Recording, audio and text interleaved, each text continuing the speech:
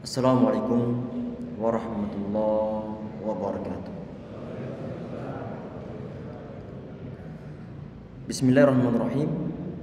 Innal hamdalillah nahmaduhu wa nasta'inuhu wa nastaghfiruh wa na'udzu billahi min shururi anfusina wa sayyiati a'malina man yahdihillahu fala mudilla lahu wa man yudlilhu fala hadiya lahu wa asyhadu an la ilaha illallah wahdahu la syarika lahu wa asyhadu anna Muhammadan abduhu wa rasuluh.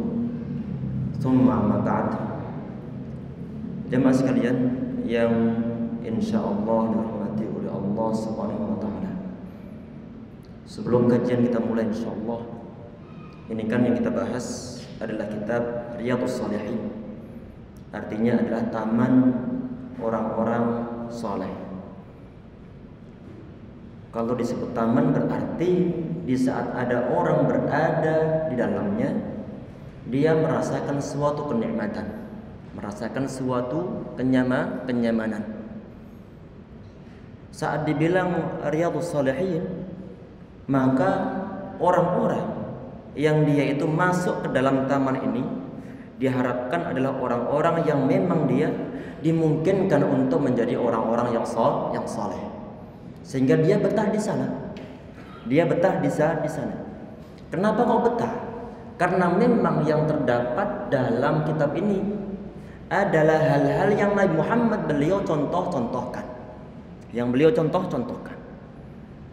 Di saat orang-orang, khususnya adalah orang-orang Islam, dia berusaha untuk mengikuti apa yang ada dalam kitab ini, maka insya Allah dia merasakan suatu kenikmatan di hidup, merasakan suatu kenyamanan. Karena kenapa? Karena dia mengikuti sunnah-sunnah Rasulullah SAW. Di saat antum hadir, di saat ana membuka kajian ini untuk kitab ini, harapan yang kita inginkan adalah karakter orang-orang soleh itu juga nular kepada kita, yang mana semua bersumberkan dari Nabi Muhammad SAW. Semoga kita semua dijadikan oleh Allah SWT sebagai orang-orang yang soleh insyaallah, dengan cara berusaha mengikuti apa-apa yang dicontohkan Nabi Muhammad SAW di sini. Tayyib. Kita perhatikan. Ini masih pembahasan tentang bab durhaka terhadap orang tua. Ini sampai hadis 338.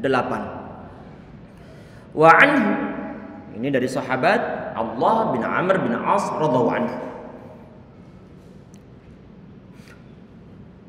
Qala,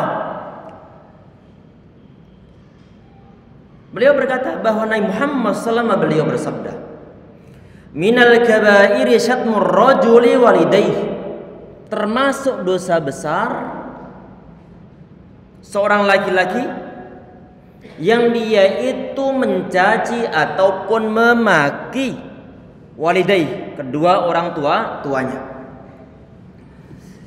Kita perhatikan di sini, ini kan ada kata-kata minal kabairi. Ini kalau kita belajar ilmu bahasa Arab, min ini kata para ulama disebut sebagai min tab'idiyah, min yang memiliki arti sebagian. Sehingga di sini terjemahannya adalah di antara sebagian dosa-dosa besar. Kalau dibilang sebagian, berarti ada dosa-dosa besar selain yang tertulis dalam poin-poin ini. Karena Muhammad beliau mengatakan minal kabairi, berarti dimungkinkan terdapat dosa-dosa besar yang lainnya yang tersebar di berbagai hadis-hadis Nabi Muhammad SAW. Nabi Muhammad SAW di sini beliau mengatakan bahwa minal kabairi, termasuk ataupun di antara dosa besar adalah syatmur rajuli walidayhi, adalah seseorang mencaci maki kedua orang tuanya. Kemudian para sahabat mereka bertanya, ya Rasulullah, wa hal yashtumur rajulu walidayhi? Ya Rasulullah, apakah memang ada seseorang itu kok sampai dia mencaci maki orang tuanya. Perhatikan ya ikhwah, ini suatu pertanyaan yang bernuansa suatu keheranan. Keheranan. Kenapa kok heran? Karena di zaman ataupun di suatu lingkungan yang amat bersih dari suatu kerusakan, cacian yang dikeluarkan oleh seorang terhadap orang tuanya itu nggak ada. Itu nggak ada. Sehingga di saat Nabi Muhammad beliau mengatakan minal kabairi satmur rajuli walidayhi, termasuk dosa besar ialah seorang laki-laki dia itu mencaci maki kedua orang tuanya. Sahabat langsung bertanya, loh apakah emang ada insyaallah? Berarti mereka heran. Mereka heran. Kalau misalnya hal yang semacam ini di saat mendengar tentang hadis Nabi Muhammad beliau mengatakan termasuk di antara dosa besar ialah seorang yang mencaci maki orang tuanya. Kemudian kita kok nggak merasa heran? Berarti lingkungan kita saat ini bukanlah suatu lingkungan yang sehat. Bukan suatu lingkungan yang sehat. Karena dianggap sebagai hal yang biasa. Seorang laki-laki yang dia ataupun seorang yang dia mencaci maki orang tuanya. Tentunya pembahasan menyangkut masalah durhaka terhadap orang tua. Kemudian Nabi Muhammad SAW beliau menjawab, "Na'am, iya. Yasubbu abar rajuli fayasubbu abahu wa yasubbu ummahu wa fayasubbu ummahu." Iya ada. Di saat seorang laki-laki atau seorang itu dia mencaci maki, mengumpat orang tua dari orang lain, mungkin dari sahabatnya, dari temannya, dari lawannya, dari musuhnya, dia umpat orang tuanya. Ini si orang yang orang tuanya diumpat ataupun dicaci maki, dia itu tidak akan tinggal diam tentang suatu sikap yang ditampakkan oleh orang tersebut terhadap orang tuanya. Ya akan tinggal diam. Sehingga bagaimana? Sehingga reaksi yang ditimbulkan adalah dia balas untuk mengumpat orang yang telah mencaci maki orang tuanya. Berarti ada aksi, ada reaksi. Ada suatu tindakan, ada suatu respon yang muncul. Sehingga dalam hal ini ya ikhwah sekalian, yang insya Allah dirahmati oleh Allah subhanahu wa ta'ala, berarti ini kita perlu untuk mikir berkali-kali lipat. Di antara yang bisa kita petik dari hadis ini, dari segi apa? Dari segi di saat kita itu mengambil suatu sikap, khususnya jangan sampai nanti sikap yang kita ambil tersebut kok justru menyebabkan sesuatu yang kontradiktif ataupun yang kontraproduktif dari apa yang kita kerjakan. Perlu untuk mikir berkali-kali lipat. Orang yang dia itu tadi itu adalah mencaci maki orang tua orang lain, menyebabkan orang yang orang tuanya kita caci maki tersebut dia memberikan suatu reaksi yang sama. Orang tua kita akan diumpat, akan dicaci maki, akan dihajar habis-habisan dengan menggunakan verbalnya, menggunakan perkataannya. Ini adalah termasuk minal kabair, termasuk di antara dosa besar. Ini biasanya juga terjadi di kalangan anak-anak ini. Terjadi di kalangan anak-anak.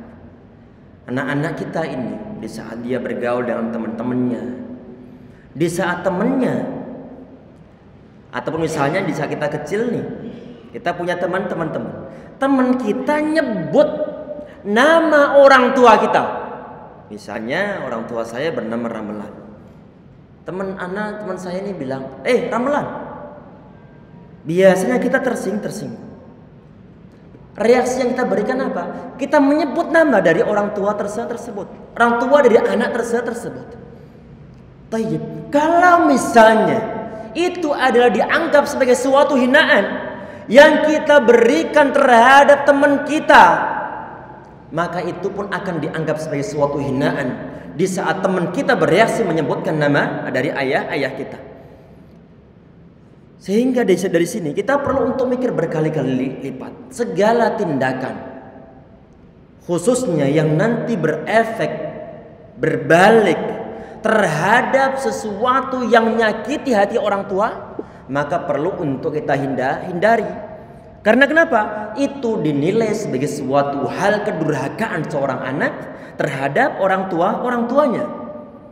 Seorang anak misalnya dia buat kasus pencurian di sekolahnya, ataupun mungkin dia membuli teman-temannya di sekolah, atau menghajar teman-temannya di sekolah sampai masuk rumah sakit misalnya.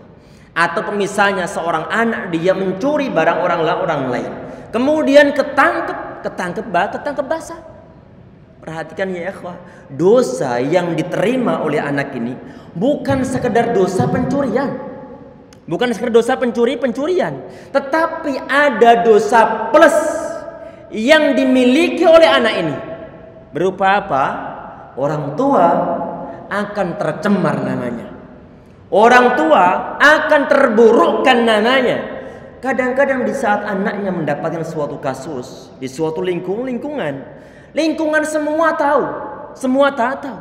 Orang tua karena dia malu untuk keluar rumah, sampai nunggu beberapa lamanya, mungkin 1 bulan, 2 bulan. Dia dipenjara dalam rumah karena kenapa? Merasa malu keluar rumah, merasa malu bisa berhadapan dengan para tangga. Karena nanti justru akan memunculkan suatu banyak pertanyaan. Ini pun merupakan suatu dosa tambahan yang dimiliki oleh anak tersebut. Sehingga di saat kita ini ya ikhwah yang mungkin mungkin masih sebagian di antara jamaah, ada yang masih sekolah, ada yang jamaah yang mungkin masih kuliah, ataupun yang masih muda, yang orang tuanya masih ada, maka perlu difikir berkali lipat di saat dia mau melaksanakan suatu tindakan yang diharamkan dalam syariat agama Islam. Karena nanti dosa tidak hanya berupa poin dari pelanggaran syariat, tetapi adalah merupakan suatu pencemaran nama baik dari orang tua.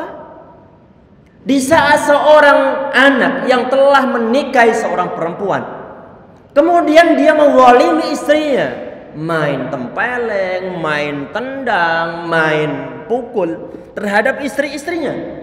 Kemudian ini si istri karena mungkin dia nggak kuat, akhirnya dia minta cerai, dan dia berhak untuk minta cerai karena hak tidak dia terima, sampai menimbulkan suatu luka fisik dalam tubuhnya, berhak untuk minta cerai. Di saat perceraian terjadi, maka biasanya nanti di antara yang diterima oleh orang tua dari seorang suami ini ataupun dari laki-laki ini sepertinya ini menantu ini nggak pernah diajari tata krama oleh orang tuanya, nggak pernah diajari bagaimana cara bersikap terhadap istrinya. Yang buruk berarti adalah orang tuanya juga. Nama orang tuanya tercemar. Hal ini pun sama dalam masalah hal ini. Sesuatu yang menimbulkan suatu dosa ataupun suatu hal yang menyakitkan hati orang tua, walaupun toh aslinya tidak kita tujukan terhadap orang tua, tetapi kalau tindakan tersebut kok malah justru nyakiti hati orang tua kita, maka itu merupakan suatu tindakan menyakiti hati orang tua, dan termasuk di antara minal kabair, termasuk di antara dosa besar yang patut kiranya untuk kita hindarkan. Jadi perlu untuk mikir berkali-kali lipat ya ikhwah, mikir berkali-kali lipat. Baik, kita perhatikan di sini. Kemudian sebagian di antara riwayat, wa fi riwayatin, dan dalam suatu riwayat. Ini berarti maksudnya dalam suatu riwayat ada redaksi lain dari hadis yang terdapat dalam nomor 338 ini. Berarti ada redaksi yang lainnya. Apa itu? Inna minal kabairi atau min akbaril kabairi ayyal 'ana ar-rajulu walidayhi. Termasuk di antara dosa yang paling besar itu adalah Seseorang yang dia itu melaknati kedua orang tuanya. Perhatikan ya ikhwah, hukum melaknati, kata laknat dalam bahasa Arab itu adalah al-ib'ad an rahmatillah, menjauhkan dari rahmat Allah Subhanahu wa taala. Itu arti dari kata laknat. Di saat kita mengatakan laknat ente, di saat kita mengatakan atau melaknat orang lain, maka kita telah mengatakan bahwa orang tersebut telah terjauhkan dari rahmat Allah Subhanahu wa taala. Padahal yang memberikan suatu rahmat itu adalah Allah Subhanahu wa taala. Bagaimana mungkin kemudian ada orang yang dia itu kok sampai mengatakan laknat terhadap orang lain, sehingga hukum melaknat orang lain ini hukumnya adalah haram. La'nul muayyan, melaknat orang tertentu disebutkan namanya misalnya ente ataupun siapa-siapa, hukumnya adalah haram kecuali memang Nabi Muhammad beliau menyebutkannya ataupun syariah menyebutkannya. Termasuk siapa misalnya tentang orang-orang kafir secara umumnya, ataupun misalnya Abu Jahal, ataupun misalnya seseorang tokoh yang dalam syariat agama Islam telah dicap bahwa dia kafir, boleh untuk kita laknati. Misalnya kita mengatakan Fir'aun laknatullahi alaih, diperbolehkan.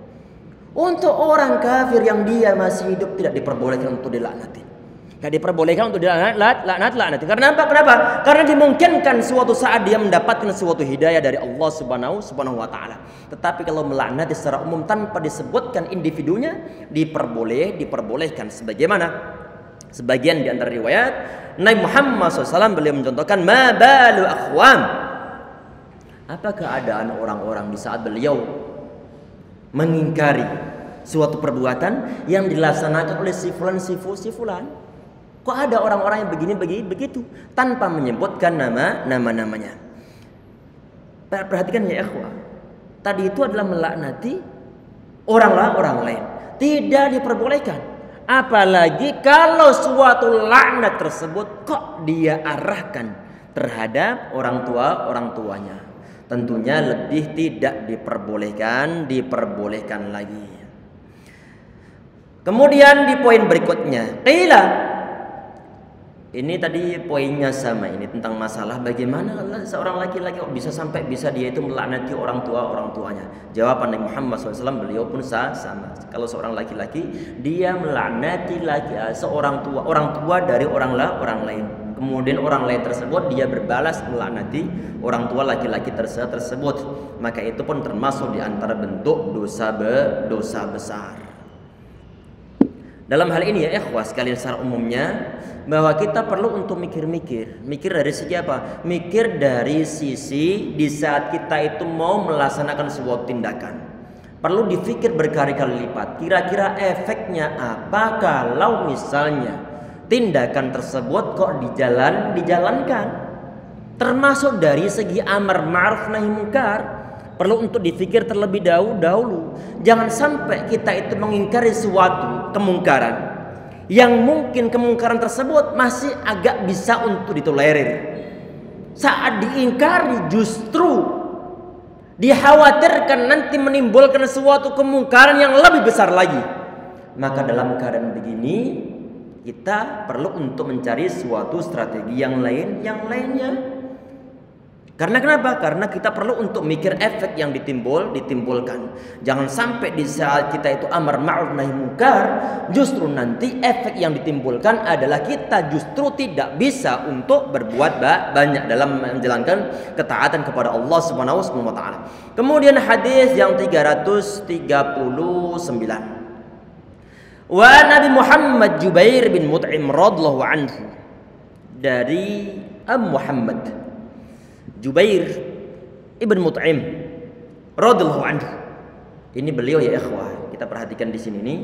Ini beliau di antara sahabat yang pernah ditawan oleh kaum muslimin sendiri sebelum mereka masuk Islam.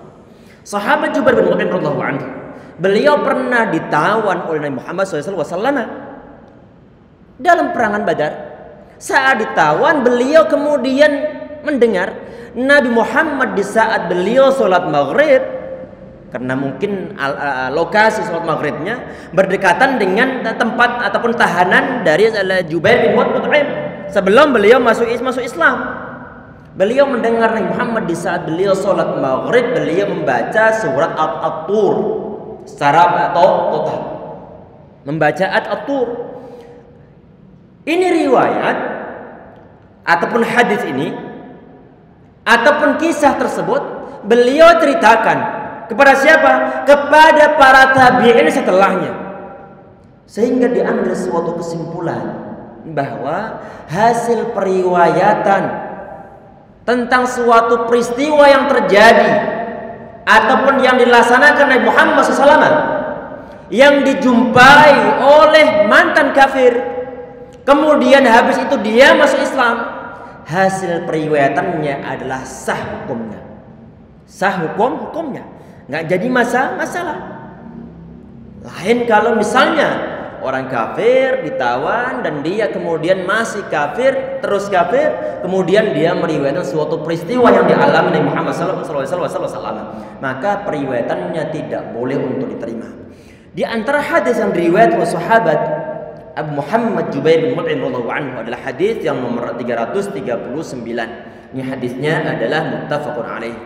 Beliau mengatakan bahwa anna Rasulullah sallallahu alaihi wasallam qala, Nabi Muhammad SAW beliau mengatakan, la yadkhulu jannata qati'un, tidak akan masuk surga seseorang yang memutuskan tali silaturahim. Kemarin telah kita sampaikan, silaturahim itu adalah orang yang memiliki suatu ikatan kerahiman ataupun kekerabatan dengan kita. Semakin dekat ikatan kerabatan dengan kita, maka semakin besar dosa di saat kita memutuskan hubungan dengan mereka. Hubungan kekerabatan yang ada unsur kemahraman, di saat diputuskan ikatannya dengan anggotanya, maka itu lebih besar dosanya di saat memutuskan hubungan kerabatan dengan orang kaum kerabat yang tidak ada ikatan kemahraman. Tapi perhatikan ya ikhwah di sini, yang insyaallah dirahmati oleh Allah Subhanahu wa taala. Nabi Muhammad di sini beliau mengatakan la yadkhulu jannata qati'un, tidak akan ataupun tidak masuk surga seorang qati', seorang yang memutuskan tali silaturahim. Ini tidak bisa diartikan, kata para ulama, tidak bisa diartikan bahwa orang tersebut tidak akan masuk surga. Saya ulang, bahwa di saat Nabi Muhammad beliau mengatakan la yadkhulu jannata qati'un, orang yang memutuskan tali silaturahim tidak masuk surga. Perkataan ini tidak bisa diartikan bahwa orang tersebut tidak akan masuk surga, karena dimungkinkan dia masuk surga. Karena kenapa? Perhatikan, di antara qati' yang memutuskan silaturahim itu adalah sebagian di antara orang-orang Islam, orang-orang yang beriman sendiri. Kalau dia adalah orang beriman, walaupun toh dosanya besar, asalkan ada keyakinan la ilaha illallah, dia dimungkinkan masuk surga. Cuman yang tadi itu gosong terlebih dahulu, disiksa terlebih dahulu.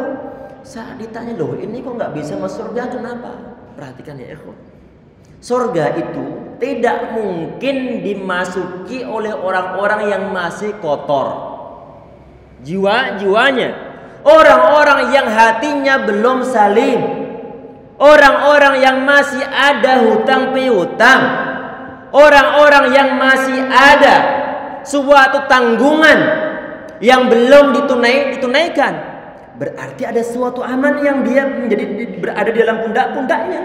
Orang-orang yang semacam itu ataupun orang-orang yang berdosa, mereka itu tidak akan dimasukkan oleh Allah ke dalam surga. Kapan dia dimasukkan ke dalam surga? Adalah di saat dosa-dosanya telah bersih, hutang piutangnya, tentang masalah kezaliman kan masalah hutang piutang. Kezaliman yang dilaksanakan terhadap orang lain adalah hutang piutang, baik hutang piutang materi ataupun hutang piutang Yang berupa apa? Yang berupa tindakan suatu kezaliman yang dilaksanakan terhadap orang lain adalah merupakan suatu hutang piutang, termasuk suatu amanah yang tidak ditunaikan. Seorang pejabat dia berkhianat, ini dia juga nggak akan masuk surga kecuali setelah dia bayarnya, setelah bayar. Bagaimana caranya? Perhatikan ya ikhwas sekalian. Setelah kita lihat redaksi hadis-hadis ataupun dalil-dalil baik dalam Al-Quran ataupun dalam hadis-hadis Rasulullah SAW, di antara pelebur dosa, kan tentunya kita pengen masuk surga semuanya, maka perlu kita ketahui pelebur dosa itu apa saja. Di antaranya ada taubat. Sebagian di antara hadis, sebagian di antara ulama hadisnya dibilang hadis adalah hadis yang dhaif. Sebagian di antara ulama yang lain termasuk Syekh bin rahimahullah, beliau mensahihkannya. Tentang apa? At-taibu minadz-dzambi kaman la dzamba lahu. Orang yang telah bertaubat dari dosa itu sebagaimana orang yang enggak ada dosa-dosanya. Orang yang berbuat suatu kemungkaran dalam hidupnya kemudian dia bertaubat dengan taubatan nasuha, maka dosa-dosa yang dimungkinkan akan dihapuskan oleh Allah Subhanahu wa taala. Di saat dosa terhapus semuanya, baru kemudian dia layak masuk ke dalam surga. Kalau belum terhapuskan, belum akan masuk surga karena masih ada ganjelan. Masih ada ganjel-ganjelan. Yang kedua adalah di antara pelebur dosa adalah melaksanakan suatu kebaikan. Innal hasanati yudhibna sayyi'at. Sesungguhnya kebaikan itu bisa menghapuskan kesalahan. Suatu kemungkaran yang kita jalankan bisa dimungkinkan untuk dihapuskan setelah dia melaksanakan suatu kebaikan. Sedangkan yang ketiga, penghapus dosa adalah adanya suatu musibah, adanya suatu sakit, adanya suatu bencana, cobaan dari Allah Subhanahu wa taala. Kata Nabi Muhammad dalam satu hadis yang sahih, "Ma yusibul muslima min wasabin wala hammin wala haznin atau kama qala wasallam hatta syaukat yusaquha." Tidaklah ada seorang muslim yang dia terkena suatu ujian, baik dari letihnya, dari sakitnya, dari prihatinnya, dari kesedihannya, sampai duri yang menimpanya, duri yang mengenainya akan dijadikan oleh Allah Subhanahu wa taala illa kafarallahu biya saya atau kama qala sallam, kecuali Allah akan menjadikan hal-hal tersebut sebagai pelebur dosanya. Apalagi kalau berarti kalau dosa-dosa telah terleburkan, maka dimungkinkan orang tersebut masuk ke dalam surga. Asalkan masih ada dosa, dia belum masuk surga. Termasuk qati'ur rahim ini. Qati'ur rahim. Perhatikan ya Pak. Yang poin berikutnya apa itu? Yang poin berikutnya adalah asy-syafa'ah. Itu yang nanti bisa untuk menyelamatkan seorang dari suatu kobaran api neraka. Setelah terselamatkan baru kemudian dimasukkan dalam surganya Allah Subhanahu wa taala. Nabi Muhammad dalam satu hadis yang sahih beliau mengatakan bahwa ma min nabiyyin illa lahu da'watun mustajabah atau kama qala sallallahu.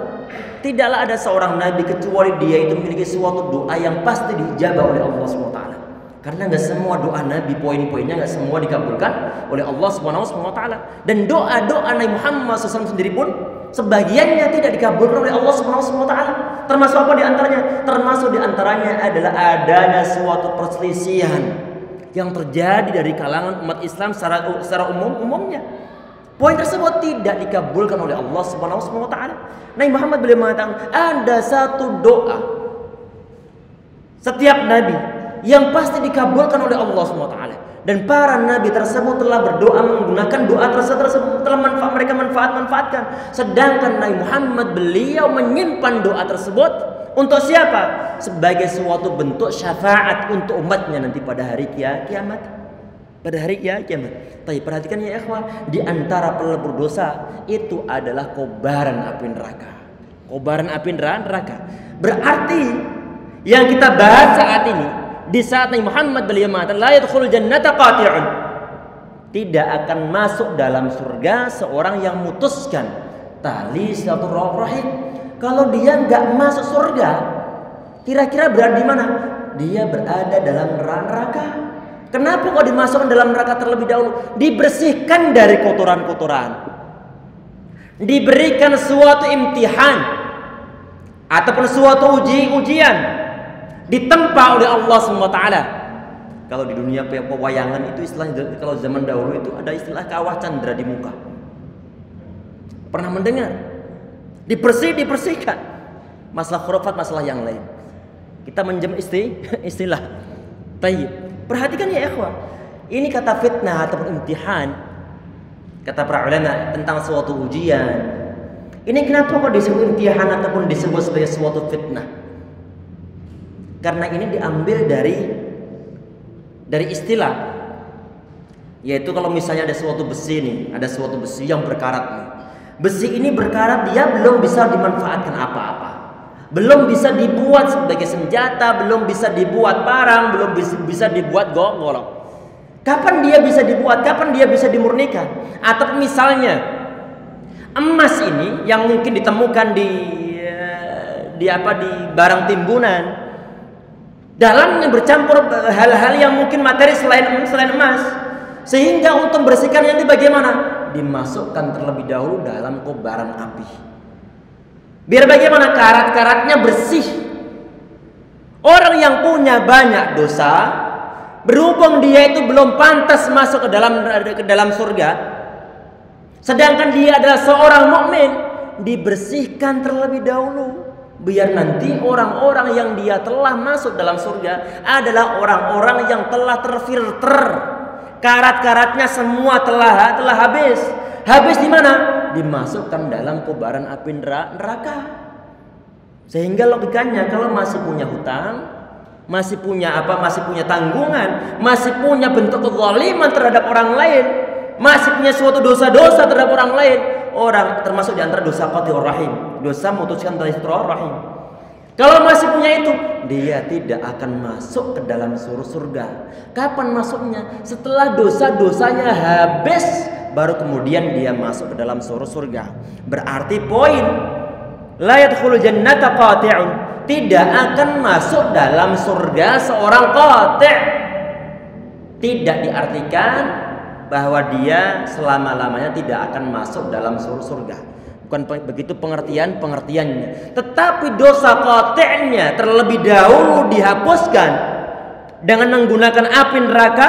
Setelah bersih baru kemudian dia dimasukkan ke dalam surganya Allah Subhanahu wa taala. Kemudian hadis yang 340.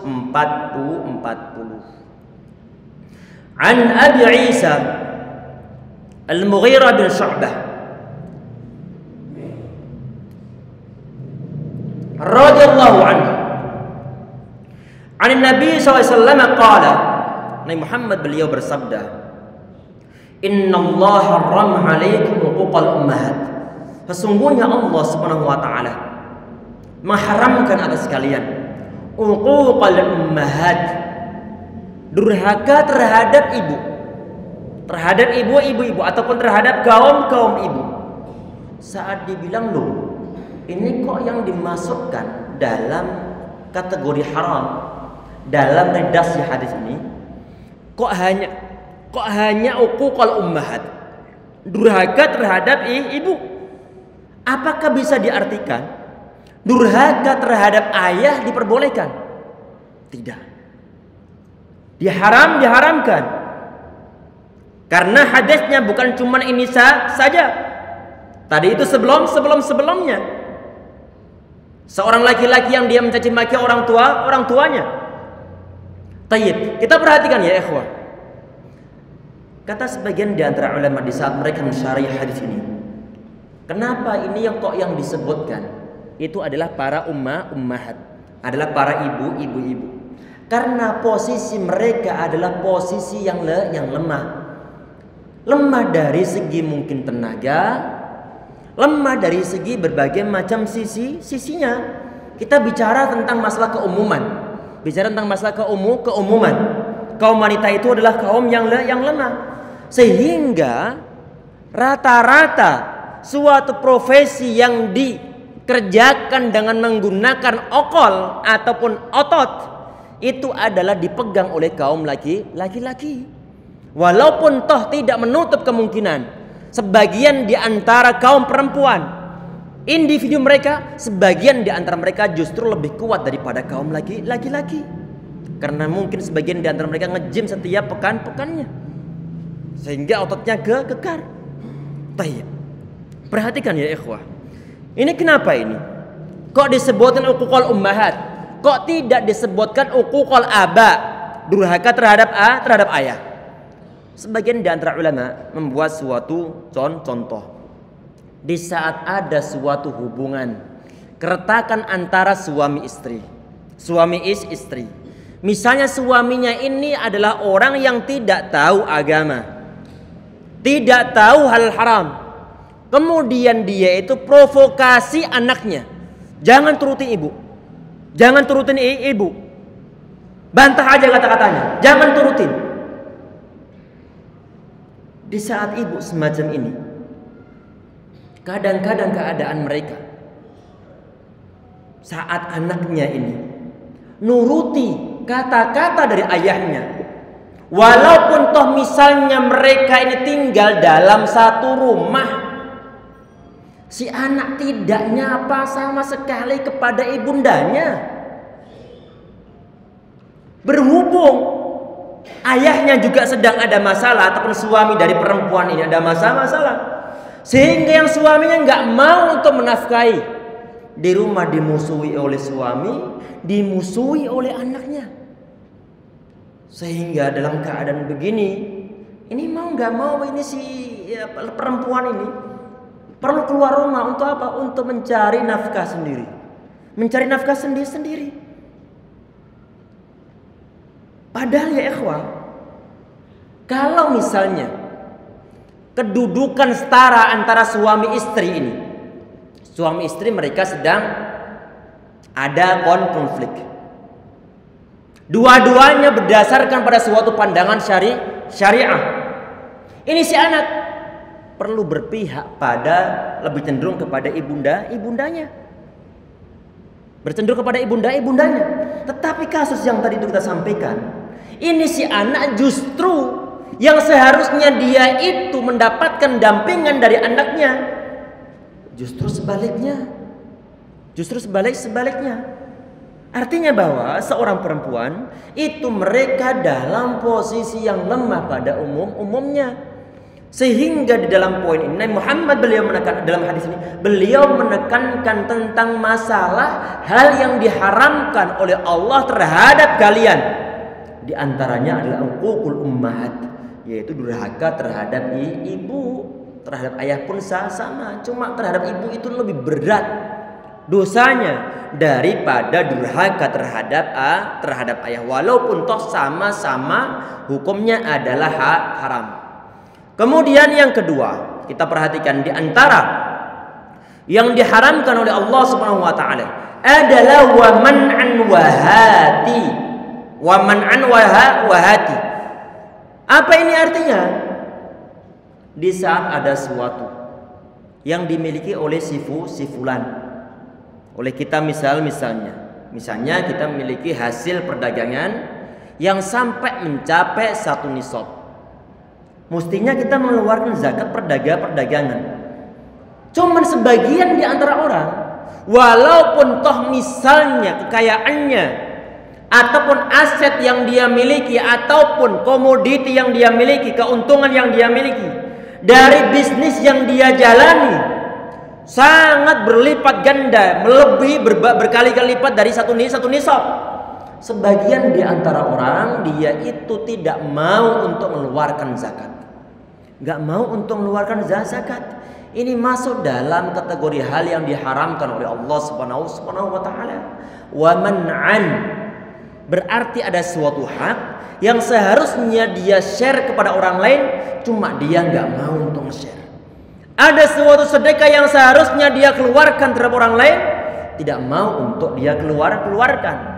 Di saat melihat orang tuanya dalam keadaan kurang-kurang, dia tidak mau untuk menafkahi orang tuanya, nggak mau menafkahi orang tuanya. Orang tua ini di saat mereka dalam keadaan kurang-kurang, maka yang berkewajiban untuk menafkahi adalah anak-anaknya.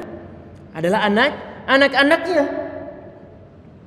Sehingga orang tua ini berhubung mereka adalah penafkahan mereka berada dalam tanggungan anak di saat orang tua dalam keadaan kurang, sehingga orang tua tidak diperbolehkan untuk diberikan harta zakat. Terus bagaimana? Anak ada kewajiban untuk menafkahi orang tuanya, jangan diberikan harta zakat. Taib, kita perhatikan ya ikhwah.